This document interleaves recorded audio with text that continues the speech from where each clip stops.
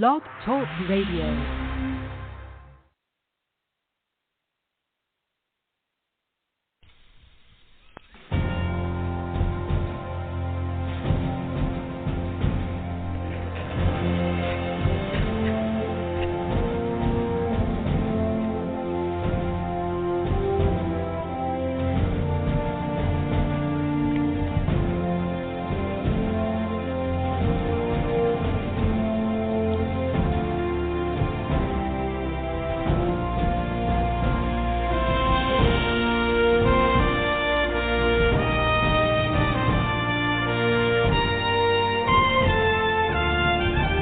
Welcome, ladies and gentlemen, to the Medlock Post radio show.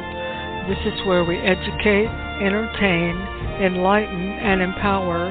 The views and opinions on the Medlock Post radio show are those of the host and guests. They are not necessarily the views and opinions of Blog Talk Radio, Spreaker.com, its corporations, affiliates, or any other podcast streaming services. Thank you for joining the show today, and here is your host, Richard G. Medlock.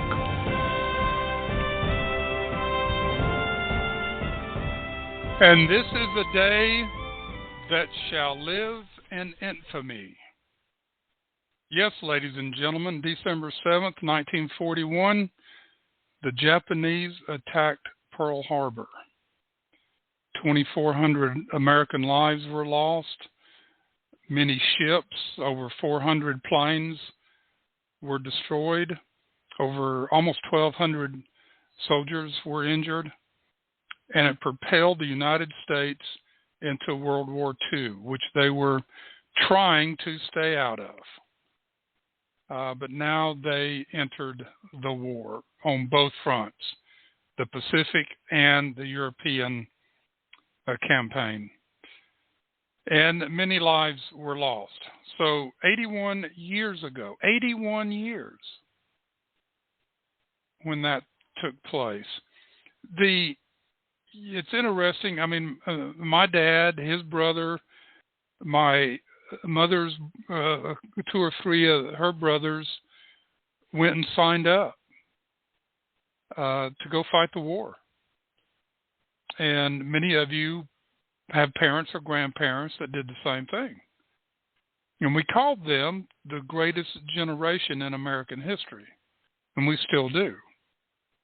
They understood patriotism, they understood freedom, they understood the Constitution, and they understood dictators and what was going on in Japan and what was going on in Europe with Hitler.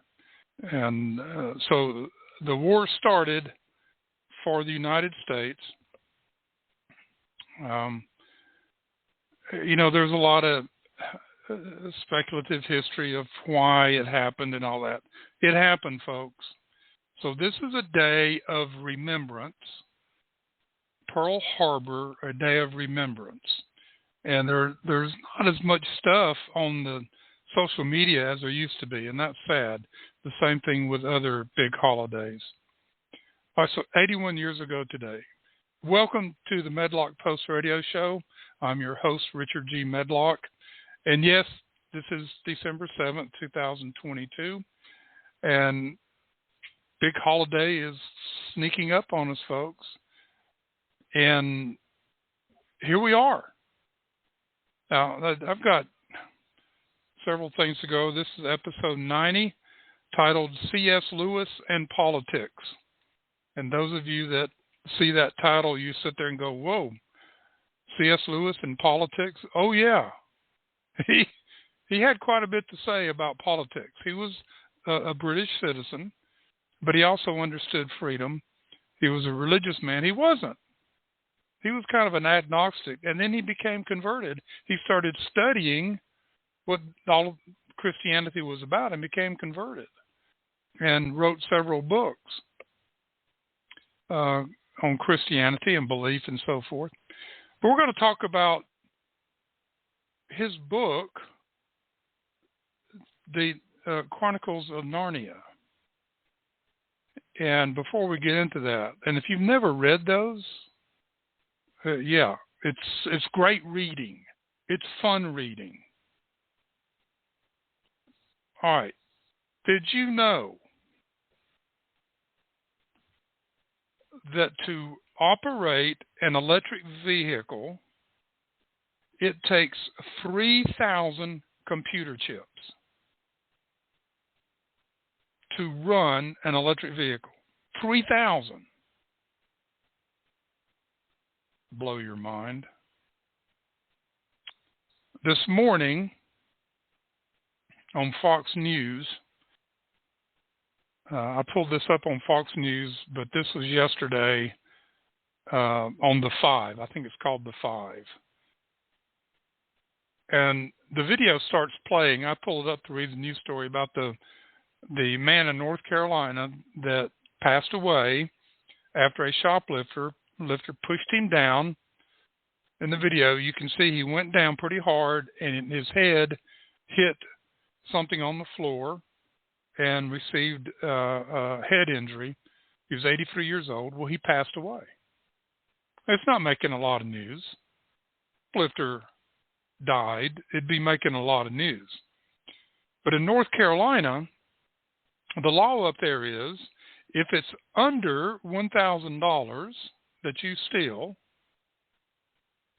that it's just a misdemeanor and you have a small fine. You don't even have to pay for the merchandise. You just pay a small fine. No criminal record, no nothing. And other states have other thresholds, $800 and $1,000 and other different figures. Well, the criminals know this. They go in and scope it out, find out what they want. What can I take now and not get in trouble? So this is what happened here. But go back and listen to this. I also posted it on my the Medlock Post Facebook group. And it's on there. And you can listen to this video. They even Geraldo makes some excellent points, not only about this situation, but society in general. And they address the defund the police. And the judge that's on there makes some excellent points. It's a great listen, folks. I would suggest that you go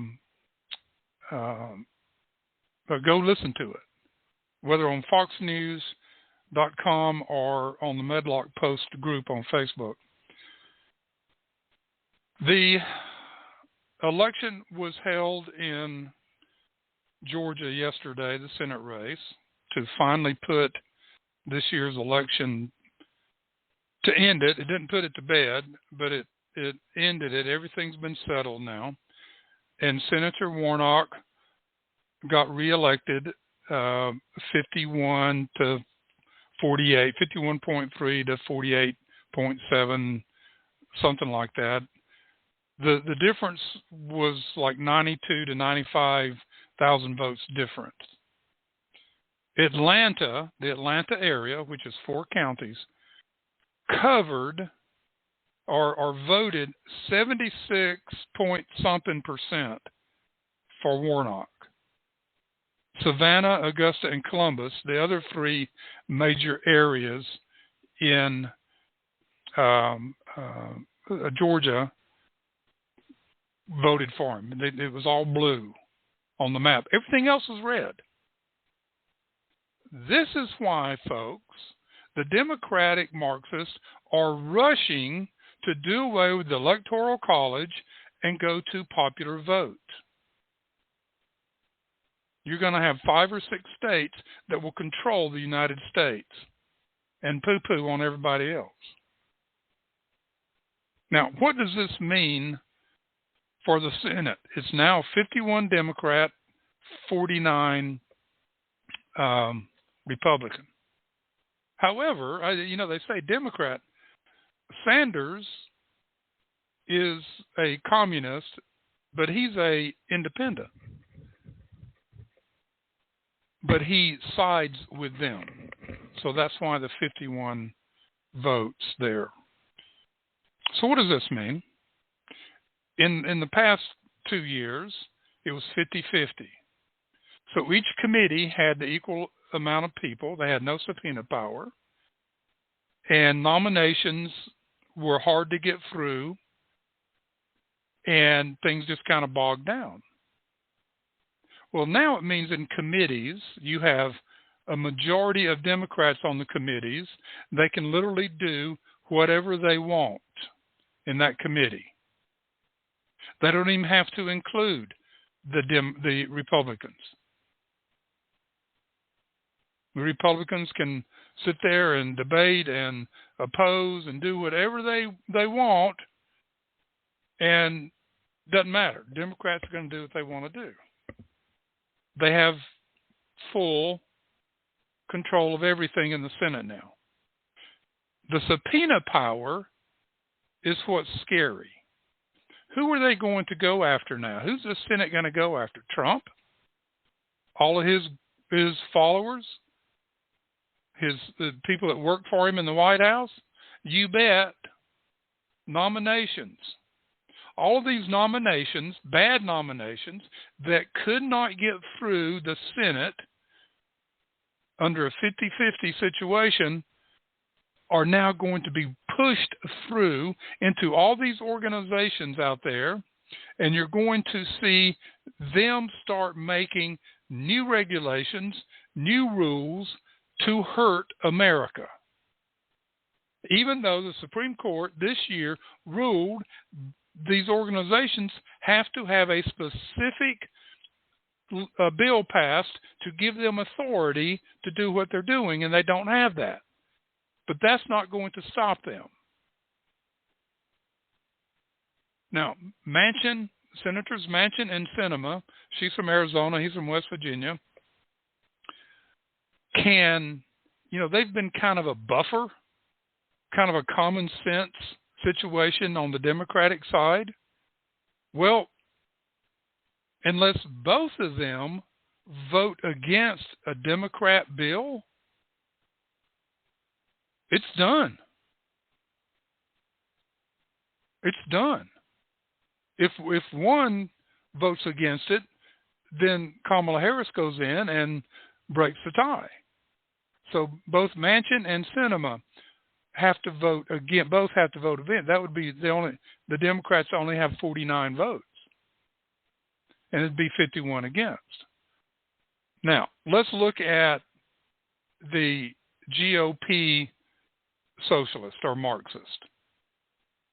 McConnell, Romney, Lindsey Graham, and others.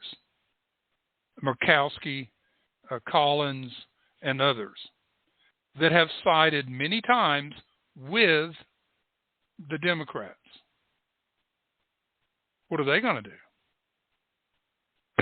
Tough situation, folks.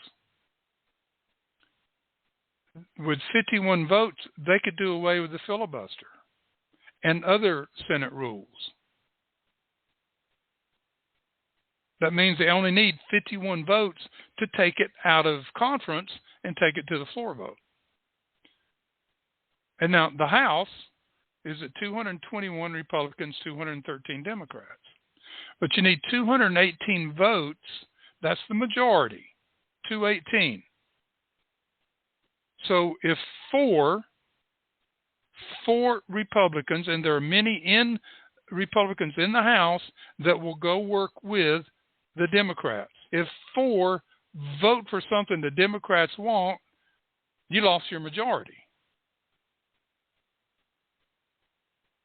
You see the seesaw that we're sitting on here? This is a flip of a coin situation we now have in Washington, D.C. And I promise you that Chuck Schumer is not going to waste a minute with this 51 votes and this majority.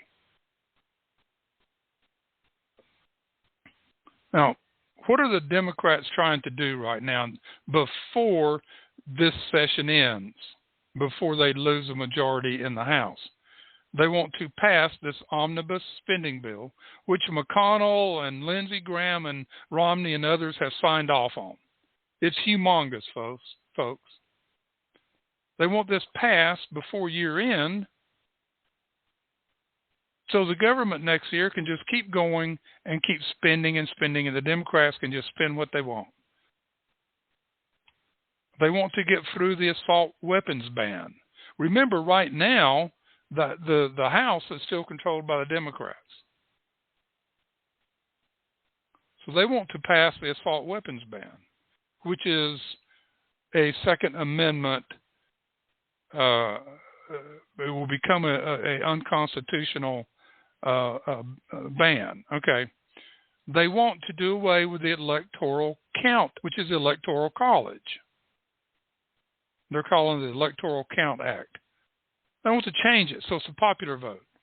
Plus, they want to the federal government to make the rules for elections, not the individual states, which is in the Constitution. It would take a constitutional amendment to change that. But they're going to try anyway. The other big bill that they're working on is amnesty for illegal immigrants. So if you've crossed the border illegally, up until this point, they want to give you amnesty. So these 5 million illegal immigrants that have crossed in, some of them are terrorists, drug dealers, all of this stuff, they want to give them all amnesty.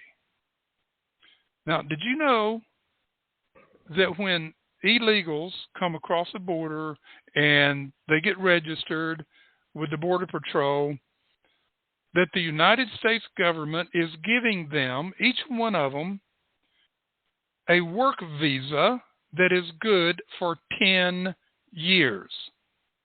That's right, you're shaking your head. 10 years. Nobody else, it's normally like a 2 or 3 year work visa. Sometimes it's only a year.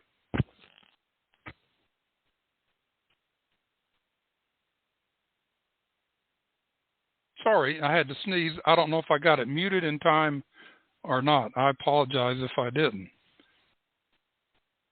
This is where we are, folks. So these are things that are running this morning that I just want you to be aware of. The one thing that Senator Warnock said last night in his acceptance speech, he said democracy has won over ultra MAGA. Well, we talked about their definition of democracy, right? And it's not good. I talked about that in one of last week's shows, and the difference between democracy and a republic. You can go back and listen to it. Which one was it? I don't remember. I'll look it up here during one of the songs that we'll play. But it's interesting that he says that democracy has won over ultra MAGA.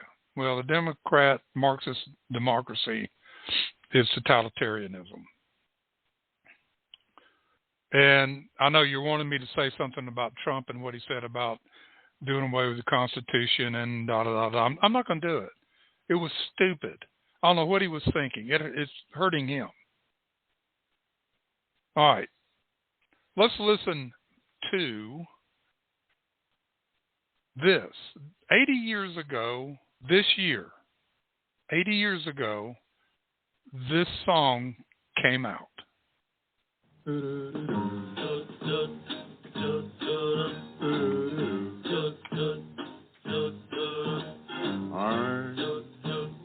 dreaming of a white Christmas, just like the ones I used to know,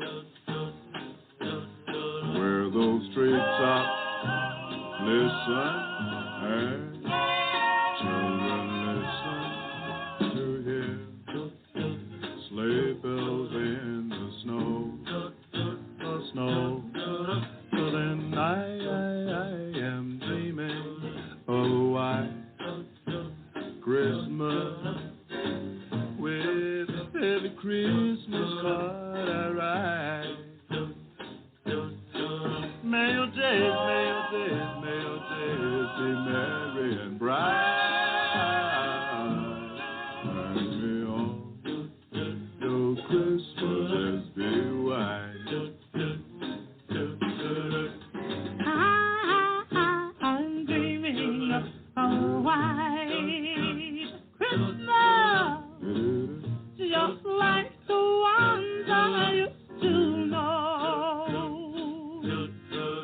with the treetops to listen and love to hear praises in the snow. Yeah, yeah, yeah, yeah, I'm dreaming of a white Christmas with every Christmas card I write. May those days, may your days be merry and bright.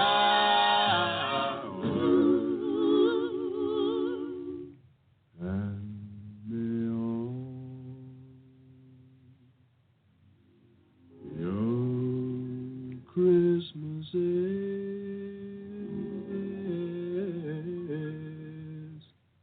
be white. Sing all the way.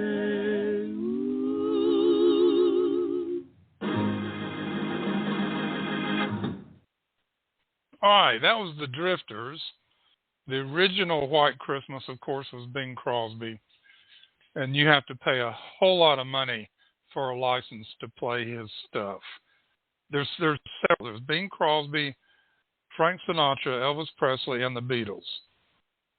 That you just do not play their stuff. They will come after you and sue you unless you pay them a big royalty fee. All right. Enough on these politics. We want to stay with the season here, folks. Written in the stars. Tonight, I look up at the stars in the sky and remember another star from days long gone by that shone oh so brightly to show men the way to a small baby laid in a manger of hay. This baby was sweet, all shiny and new, but it means so much more to me and to you. We know him as Jesus Christ, or Emmanuel, and his story is one we have long loved to tell because it is a story of the best of man, of mercy and of sacrifice, and of God's all-knowing plan.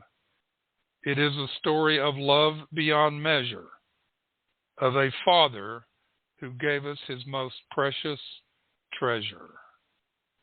I think of all this as I look at the stars. I think about the love of this God of ours. And I close my eyes and cross myself, and I pray that I will remember this love every day. Written in the Stars is the name of that poem. And it is an unknown author, which is sad. All right, C.S. Lewis, one of my favorite authors. So talented, so creative, so imaginative was C.S. Lewis. His Chronicles of Narnia, once you start, I mean, it's several stories within this. It's a chronicle of country Narnia. And just the creativity and imagination that he put into this. It's great for kids, adults, whoever. It is just good, sit down, relaxing reading and get caught up in it and just forget the world around you. That's the Chronicles of Narnia. Now, it's interesting that 8 times C.S. Lewis displayed brilliant political commentary in the Chronicles of Narnia. Now, you're dealing with a country over different centuries, different rulers, different lands, etc. As you start to go through it, you enjoy it. You really do. Then you start picking out little things. You see what he's doing. And throughout the series, I started to notice a good deal of political commentary slipped in by the author. Most of the commentary is thematically anti-big government. Go figure, right? Go figure. Anti-big government. Lewis is primarily known as a theologian, and Narnia is primarily an allegory about the relationship between Jesus and his followers. But Lewis also wrote about politics, especially as it relates to Christian thinking, and most famously in The Abolition of Man, the Screw Tapes, and others. Yeah, so here's what I consider the best political commentaries from the Chronicles of Narnia. And you have to reread these things to pick up on it. Some of these moments also highlight the dark side of government. Other moments highlight what a better government would look like. Yeah, and there are also a few lighthearted jabs at politicians, which we do here quite a bit, right? All right. And as you read this, take note that there will be some spoilers as we go through this. All right. So, for basic content, the series chronicles the travels and adventures of various children who come from our world to the magical land of Narnia. Now, it starts during World War II in London. This is where this story starts. And it's The Lion, the Witch, and the Wardrobe. And yes, there's been a great movie made about it. They followed the script pretty well. I was amazed. I didn't want to go see the movie because I'd read the book. And my wife said, no, let's go. And they did a great job. All right, in this, we catch a glimpse of the good reign of the four children. Peter, the oldest, Susan, the next, Edmund, the next, and Lucy, the youngest. And she's just a sweetheart. And they are the kings and queens of Narnia. And this is from this, quote, and they made good laws and kept the peace, and saved good trees from being unnecessarily cut down, and liberated young dwarfs and young satyrs from being sent to school, and generally stopped busybodies and interferers, and encouraged ordinary people who wanted to live and let live. And they drove back the fierce giants on the north of Narnia when these ventured across the frontier. And they entered into friendships and alliances with countries beyond the sea. Unquote. Now, if you've never read The Lion, the Witch, and the Wardrobe, or the Chronicles of Narnia, there were dwarfs, there were satyrs that talked, there were animals that talked, the animals talked. And what they're doing here, they said, well, from being sent to school. This is an attack on schools and what they weren't teaching. Or today, what they're not teaching and indoctrinating. So it's interesting how he lays this out so well. But they made good laws and kept the peace. Now, it says saved good trees. Well, in Narnia, some trees were living beings. They just couldn't move. But you could talk to them, and they'd talk back, and so forth. And it's the visual of this is phenomenal. Alrighty, it's a government so good it can only be in a fantasy, right? Peace is at the center of their reign. Conflict is only taken in defense. They're not going out. They don't want to conquer anybody. Respect for nature is common with Lewis. But readers should be careful not to take a radical environmentalist message with the talk of protecting trees, because the good trees in Narnia are sentient persons. I just mentioned this earlier. Lewis is a constant critic of traditional schooling and its dulling effect on children, so the bit about liberating the young is both funny and refreshing. Lastly, the penchant about busybodies and interferers highlights a key source of bad policy. Beautiful. All right, number 2. That was number 1, government done well. Number 2, the dark side of bureaucracy and technocracy.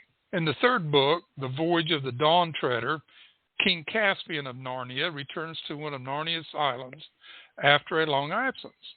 What he finds is layers of bureaucratic red tape perpetuating evil. Upon Caspian's arrival to the island, the governor of the island tries to put him off by saying, quote, no interviews without appointments except 9 and 10 p.m. on second Saturdays, unquote. Lewis's scorn for arbitrary accountability accountability shields drips off the page. But Caspian ignores this and cuts to the chase. The governor is supporting the slave trade against the ancient customs of Narnia. When asked why, the governor said it's an unavoidable economic necessity. Do we hear that today? Oh, we got to do this. We got to bring in all these illegals so all these jobs can be filled. Right? Economic necessity. All right. So here's a quote. Your Majesties, this is from Narnia. Quote, Your Majesty's tender years hardly make it possible that you should understand the economic problem involved. I have statistics. I have graphs. I have, unquote. Caspian isn't concerned about the statistics or graphs, and he isn't interested in moving that a commission of inquiry be set up. Yeah, let's just go have a committee and investigate this. When Governor Gumpus says he can't be party to this affront to progress and development, Caspian fires him on the spot. Boy, shouldn't we be doing more of that in government today? You can't follow the Constitution, you're out of here. Number 3, the worst get on top. The 4th book, The Silver Chair, ends with the best joke of the series. In the book, our main characters confront school bullies in our world accompanied by the creator of Narnia, a lion named Aslan, A-S-L-A-N. The school principal, referred to as the head, who enables the bullies, happens to enter the scene. See Aslan and call the police. Listen to what happens next. Quote, when the police arrived and found no lion and the head behaving like a lunatic, there was an inquiry into the whole thing. And in the inquiry, all sorts of things about the school came out, and about 10 people got expelled. After that, the head's friends saw that the head was no use as a head. So they got her maid and inspector to interfere with other heads. And when they found she wasn't even much good even at that, they got her into Parliament, where she lived happily ever after. The head, like many politicians, fell their way up. The Democratic Marxists, that's their mantra. That's their tool. The worse you are, the higher up you go. Right?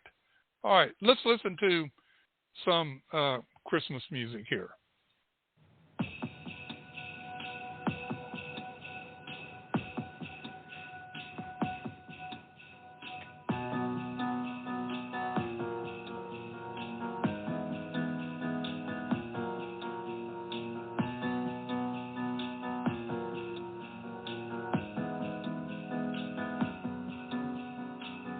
When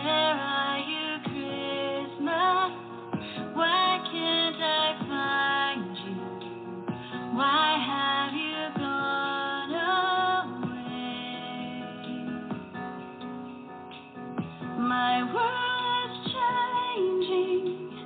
I'm rearranging. Does that mean Christmas changes too?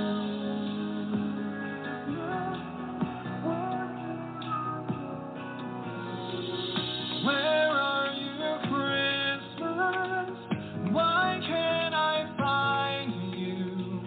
Why have you gone away? My World is changing. I'm rearranging. Does that mean Christmas changes too?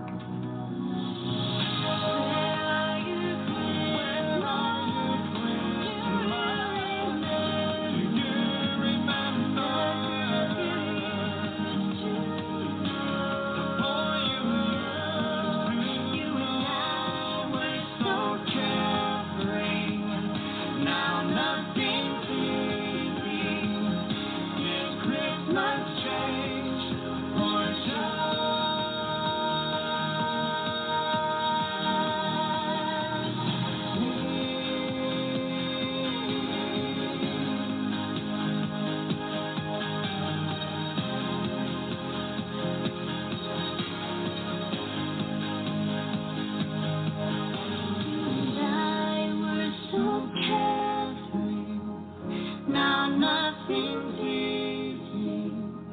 Did Christmas change or just me? What a beautiful song. I love that song. That was from The Grinch Stole Christmas. Faith Hill sang that beautifully. Not on this one. All right, back to C.S. Lewis and the Chronicles of Narnia. Number 4, lust to rule is the world killer. Yes.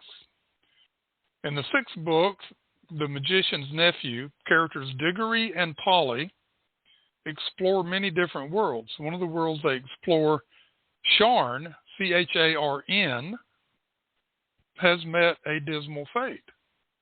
All life in the world has been destroyed except that of one sleeping queen named Jadis. Once awakened, she explains what happened. Jadis discovered a magic word that, once uttered, would kill everything on the planet except her. When Jadis's sister was about to overthrow her, she uttered the word and killed all life in order to hold onto her rule. Diggory and Polly are horrified and ask how she could do that to all the innocent, ordinary people. Queen Jadis has a telling answer. Quote, I was the queen. They were all my people. What else were they there for but to do my will? I had forgotten that you are only a common boy. How should you understand the reasons of state? You must learn, child, that what would be wrong for you or for any of the common people is not wrong in a great queen such as I. The weight of the world is on our shoulders. We must be freed from all rules. Ours is a high and lonely destiny, unquote. Could we apply that comment to, say, a Nancy Pelosi, a Chuck Schumer, a Joe Biden, a George Soros, Jeff Zuckerberg, and Bill Gates, and Klaus Schwab? Can we put this definition on them? I mean, think about that, folks. Yeah, I think I'll post this on my blog, medlockpost.blogspot.com. The evil mindset is not confined to Sharn.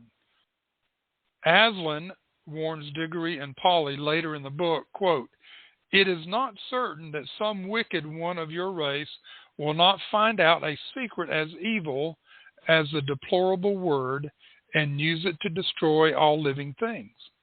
And soon, very soon, before you are an old man and an old woman, great nations in your world will be ruled by tyrants who care no more for joy and justice and mercy than the Empress Jadis."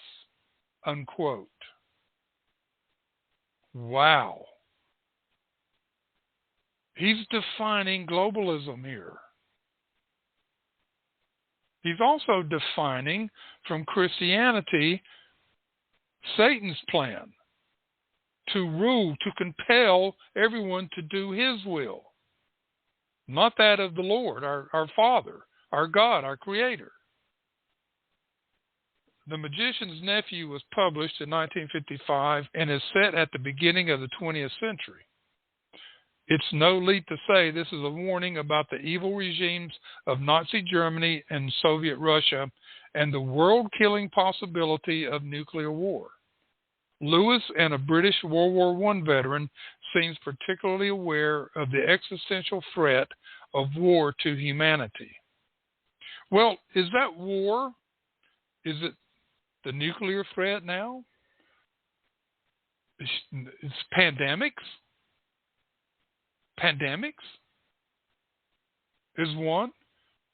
Cutting off our electric supply, oil supply. They can, at the flick of a switch, turn off all the internet. So a lot of thinking went into this, a lot of understanding, a lot like Cicero and the Founding Fathers. They knew how things worked.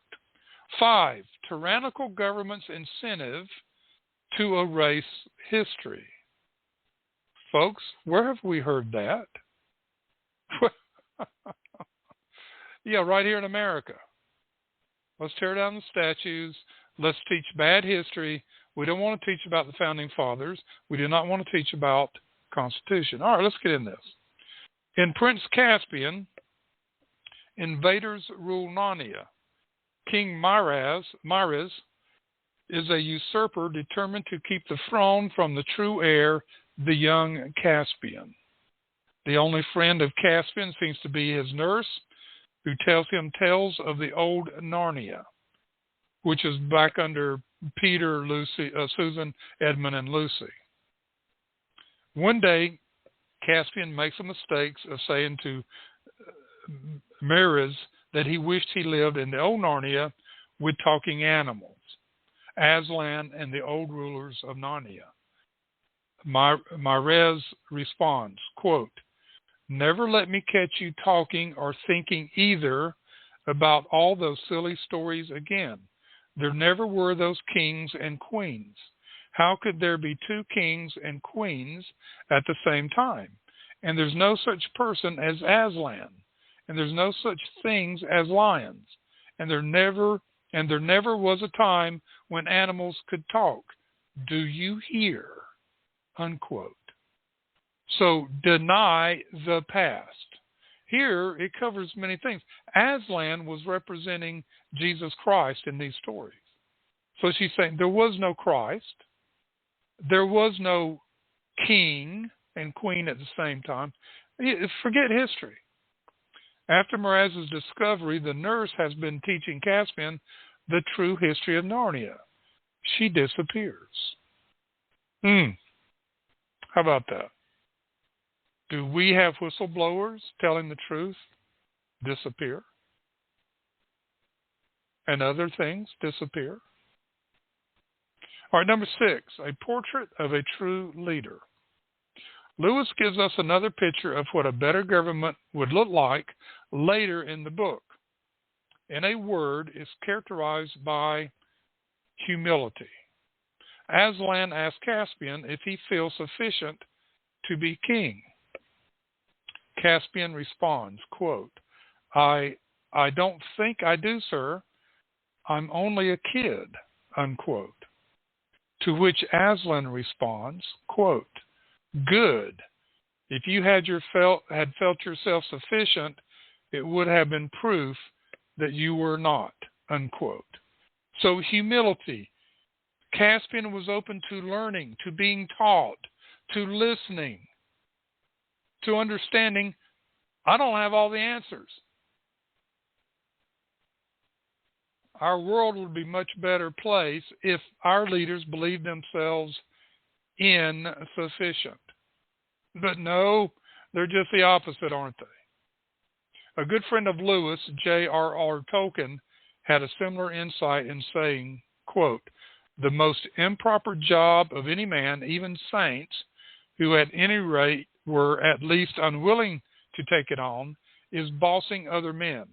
Not one in a million is fit for it, and least of all those who seek the opportunity, unquote. Yeah, those that seek the power are the ones we shouldn't be putting there. We should be putting servants of the people in public office. Number 7. I hope this is generating in you. Go read the book. Forget the politics of it. It's just great, pure entertainment. Number 7, how tyrants manipulate language.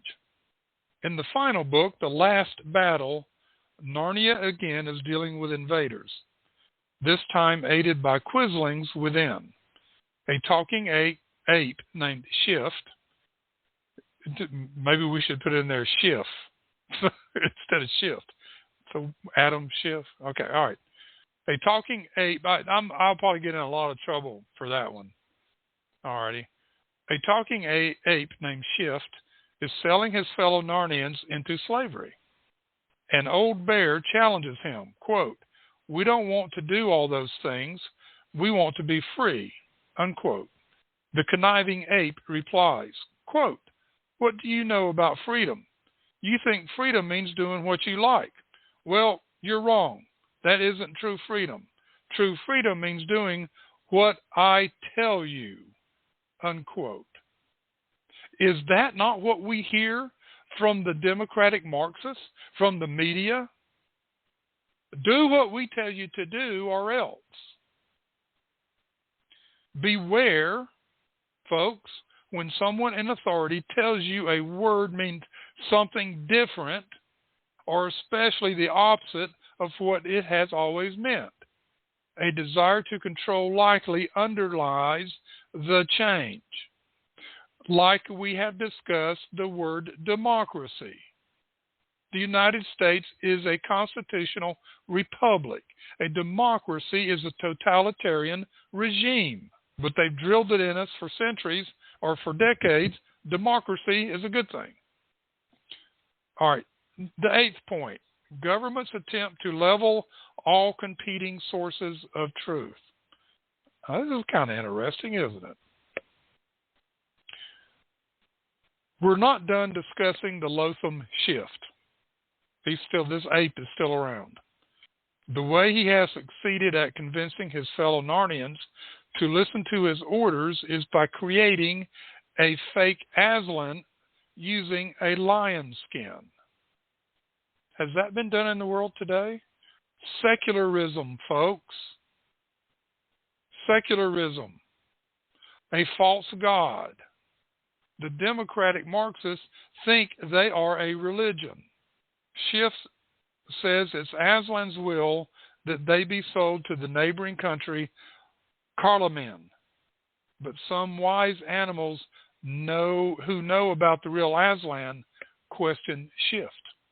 A lamb replies, quote, what have we to do with the Carlomanes, unquote. Or excuse me, the quote goes on. They have a god called Tash. They say he has 4 arms and the head of a vulture. They kill men on his altar. I don't believe there's any such person as Tash, but if there was, how could Aslan be friends with him? Unquote. You see that message? Why should we be friends of people that want to destroy us? Think about that. Shift replies, What do you understand of such things? Tash is only another name for Aslan. All that old idea of us being right and the Carlomanese wrong is silly. We know better now. The Carlomanese use different words, but we all mean the same thing. Tash and Aslan are only two different names for you know who, unquote. Shift needs to deny the uniqueness and importance of Aslan. Instead, he declares everyone is right about what the truth is. But why? Well, if everyone is right about who Aslan is, then no one is. I know it's kind of confusing, isn't it? The Lamb is right about Aslan would never be a friend to a God who asks for human sacrifices. This source of authority is competition for Shift. If Narnians accept Aslan as the ultimate authority, they cannot accept Shift's authority. So Shift attempts to rob Narnians of the truth by claiming everyone is correct. From then on, he refers to his false amalgamation of gods with the neologism Tashlan. This sly move is not one of fiction. Authoritarian regimes, including Nazi Germany, Soviet Russia, and Communist China, frequently try to use the force of the state to change or destroy churches. There can be no competing sources of truth if authoritarian regimes wish to succeed. And that is what we're seeing, folks. Not only in America, but around the world. It's a good read, fun read. Just do it for the fun. I mean, his creativity. When I started reading The Lion, Witch, and the Wardrobe, I was just enthralled by the creation, the creativeness, imagination that went into this, and the inspiration that was with him to get this going. It's fabulous. It really is. Just read it for fun, folks. Read it to your kids, your little kids. They'll enjoy it. Watch the movie, especially The Lion, the Witch, and the Wardrobe. That was the best movie. But you've got to read them in order, folks. You've got to read those books in order. Don't take them out of order. You'll get, if you skip 2 or 3 books, then you start reading, you don't know what's going on. All right, C.S. Lewis on politics. Time for some more Christmas music.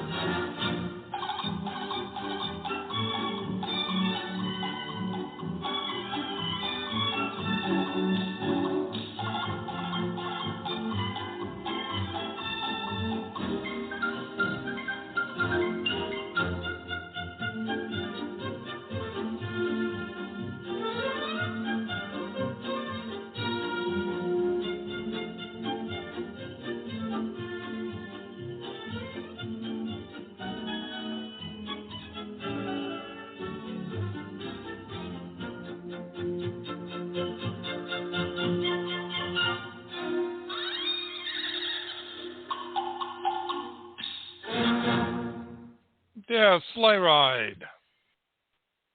Some people will enjoy that this holiday season, places that get snow. In the South, you hardly ever have a white Christmas, which is a good thing. All right. Christmas tree. To my eyes, the Christmas tree looked to be ablaze in fire, not because of artificial strings of lights, but from real fire. Our family was invited to a friend's tradition, or the old German way, a celebration featuring delicious traditional desserts and a tree with real lit candles. For safety, the freshly cut tree was lit one night only. As I watched the tree appear to burn, I thought of Moses' encounter with God in the burning bush. While tending sheep in the wilderness, Moses was surprised by a flaming bush that was somehow not consumed by the flames. As he approached the bush to investigate, God called to him. The message from the burning bush was not one of judgment, but of rescue for the people of Israel. God had seen the plight and misery of his people who were enslaved in Egypt and had come down to rescue them. While God rescued the Israelites from the Egyptians, all of humanity still needed rescue, not just from physical suffering, but also from the effects that evil and death brought into the world.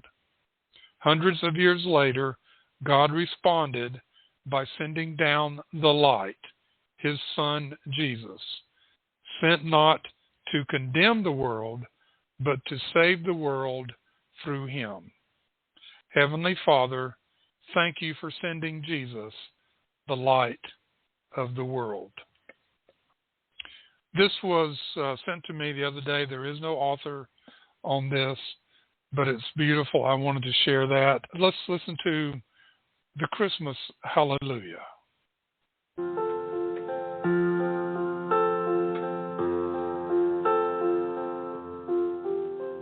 I've heard about this baby boy who's come to earth to bring us joy, and I just want to sing this song to you. It goes like this: the fourth, the fifth, the minor fall, the major lifts with every breath I'm singing.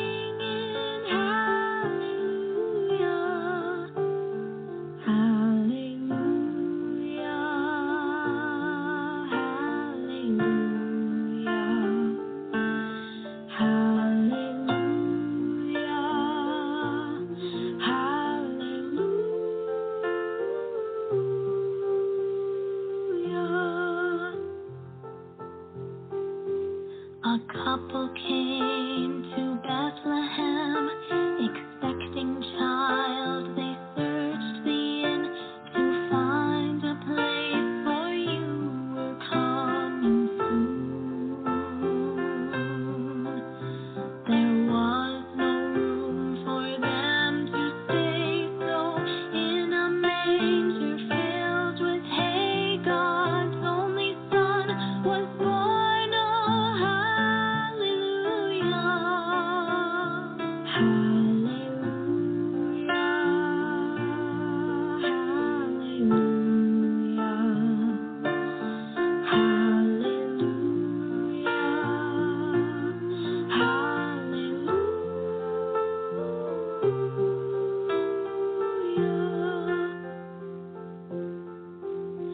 The shepherds left their flocks by night to see this baby wrapped in light.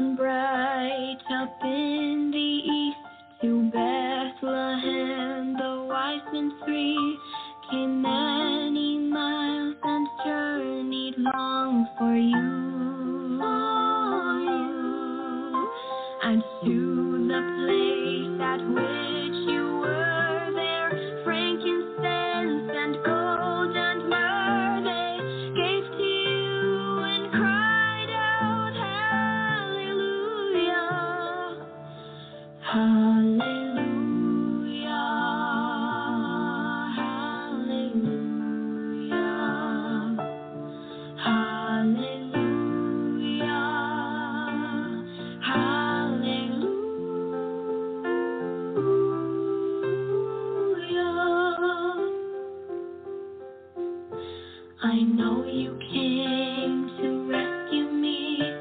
This baby boy would grow to be a man and one day die for me and you.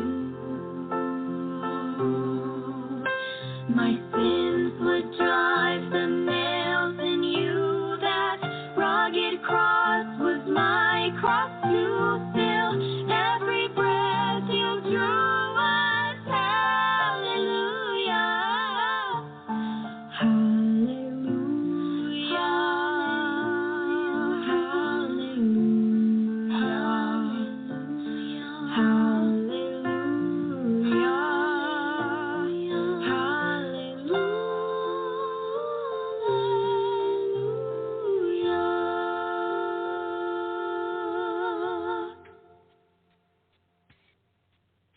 So beautiful. Two sisters, Cassandra and Callahan. When they put that out 2 years ago, it just was a big hit. It just went across social media. The first girl singing at the time was 12 years old, the one sister. The other was 19. Beautiful voices. They're out of Canada. Beautiful message. And they did one for Easter. That was beautiful as well. All right. Robert Louis Stevenson. You know, the Swiss Family Robinson and many other great novels that he wrote. And he was also a poet. And he wrote this I want to share with you. Wintertime. Late lies the wintry sun abed, a frosty, fiery, sleepy head. Blinks but an hour or two, and then a blood-red orange sets again. Before the stars have left the skies, at morning in the dark I rise, and shivering in my nakedness, by the cold candle bathe and dress. Close by the jolly fire I sit, to warm my frozen bones a bit. Or with a reindeer sled explore the colder countries round the door. When to go out, my nurse doth wrap me in my comforter and cap. The cold wind burns my face and blows its frosty pepper my nose.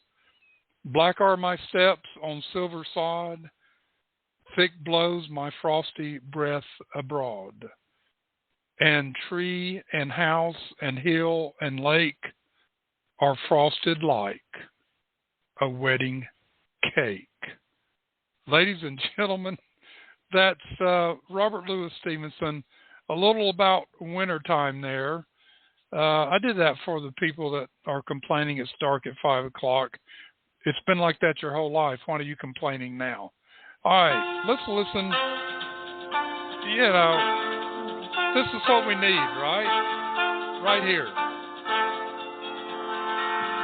All out the holly, put up the tree before my spirit falls again. Fill off the stocking, we may be rushing things, but deck the halls again now. For we need a little Christmas right this very minute. Candles in the window, carols at the spinach. Yes, we need a little Christmas right this very minute.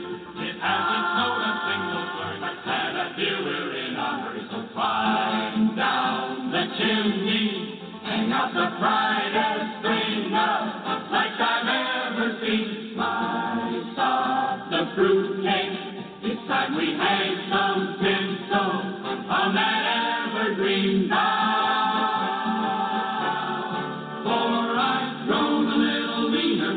Grown a little colder, grown a little sadder, grown a little older, and I need a little angel sitting on my shoulder.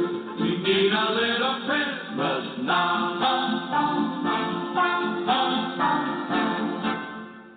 Oh yes, we need a little Christmas right this very minute.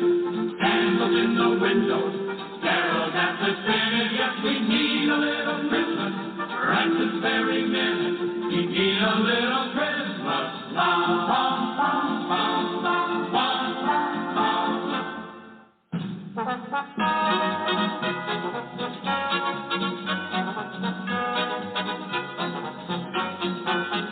Yes, we need a little Christmas right this very minute. We need a little Christmas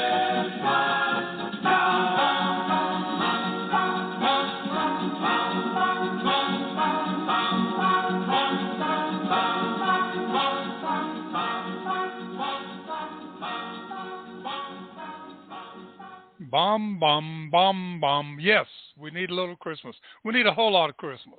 We need a whole lot of the Christmas spirit. Christmas spirit is love. And that's what we need, folks. We need more love. And the world will be a better place. All right, ladies and gentlemen, I think that's going to do it for the Medlock Post Radio show today. We probably did a couple of songs that I could sit here and play music all day and have a lot of fun with this. We will back. Let me get my tongue untied here. We will be back on our next episode, 91, and I've got some special things about Christmas on that, and some beautiful things, and again some beautiful music, seasonal music, the religious music, and also the non-religious. I don't want to say secular, but the non-religious. It's a celebratory season music. So, and like the one we just heard, that's celebrating the season. So have fun, take care, hug your family, tell them how much you love them, and Merry Christmas, and may God bless America. Thank you, folks. Goodbye.